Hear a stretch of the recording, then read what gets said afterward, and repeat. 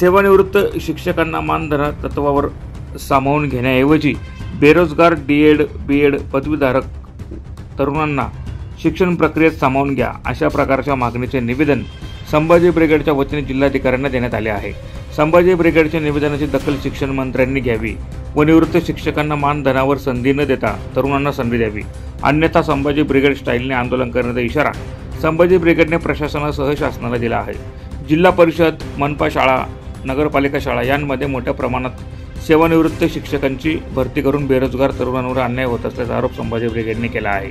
अनेक तरुण बेरोजगार असल्याने आत्महत्येचा पाऊल उचलत आहे। डी.एड. बी.एड. झालेले सुशिक्षित बेरोजगार तरुण महाराष्ट्रात मोठ्या प्रमाणावर आहे, त्यामुळे त्यांना बेरोजगार ठेवून पेन्शनधारक सेवानिवृत्त शिक्षकांची नेमणूक करणे म्हणजे बेरोजगार तरुणांचं कच्चीकरण करण्यासारखं आहे।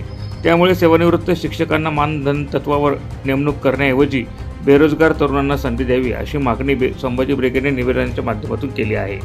या प्रसंगी संभाजी ब्रिगेडचे जिल्हाध्यक्ष हेमंत बडक, जिल्हा सचिव महेश पाटील, नितीन पाटील, सतीश पाटील, जिल्हा समन्वयक अमर फरताडे, जिल्हा कार्याध्यक्ष नाना शिरसाट, डॉक्टर अमोल बोरसे, वाल्मिक पाटील, जिल्हा उपाध्यक्ष नंदू हाईराव, दिनकर जाधव, वाहतूक आघाडी जिल्हाध्यक्ष मनोज रुईकर, कामगार आघाडी जिल्हाध्यक्ष सुनील पाटील, धुळे महानगराध्यक्ष भूषण बागुल यांच्यासह संभाजी ब्रिगेडचे सर्व पदाधिकारी मोठ्या संख्येने उपस्थित होते।